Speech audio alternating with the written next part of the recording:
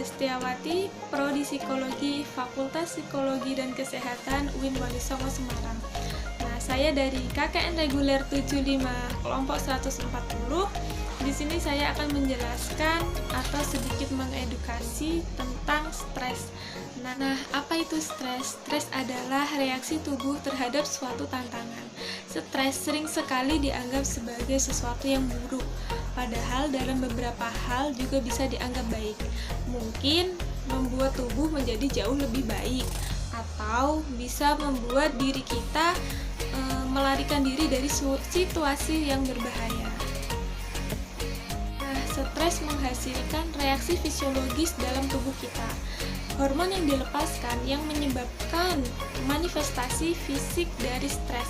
Ini termasuk seperti pencernaan yang terlambat, pernapasan, susah napas, detak jantung yang cepat, habis itu kulit memerah, atau lain sebagainya. Proses ini disebut sebagai respon lawan atau lari. Ibarat tubuh kita ini siap melarikan diri dari penyebab stres atau melawan dan bertahan. Seperti itu. Menurut American Psychological Association terdapat 3 jenis stres. Nah, yang pertama itu stres akut, yang kedua akut episodik, dan yang ketiga stres akut kronis.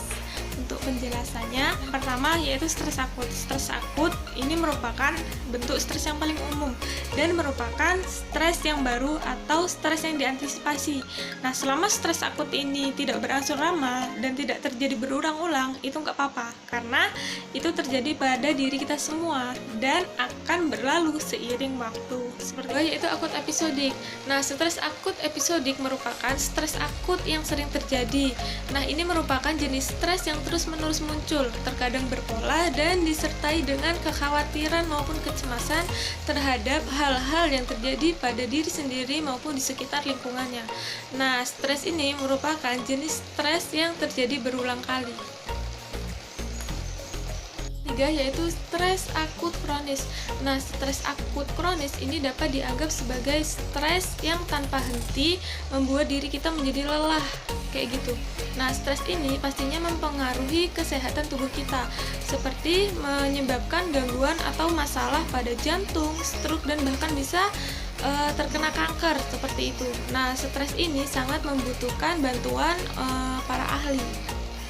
Nah, sekarang bagaimana Anda tahu bahwa Anda sedang stres? Nah, jadi terdapat tanda-tanda dan gejalanya. Nah, itu ada 4 tipe. Jadi, secara fisik, emosional, kognitif, dan perilaku, seperti itu.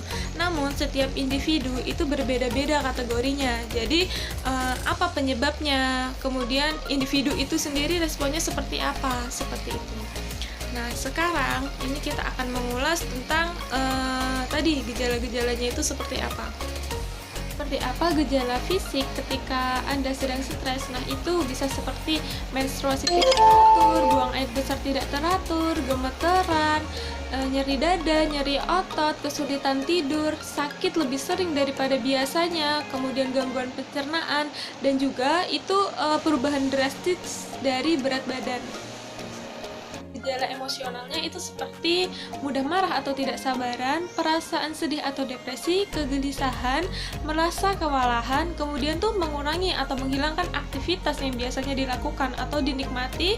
Nah, itu dihilangkan perlahan. Kemudian habis itu perasaan sikap optimis yang lebih sering, kesulitan mengatasi masalah hidup, dan perasaan ingin menyendiri.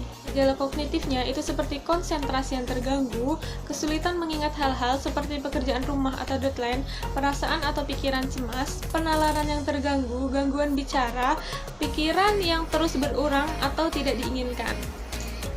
Gejala perilakunya seperti mengubah pola tidur, mengubah pola makan, sering berbohong, menunda-nunda pekerjaan, perubahan signifikan mengenai prestasi dirinya, kemudian kesulitan bergaul dengan teman seperti di lingkungannya, rekan kerja, rekan sekolah, dan lain sebagainya.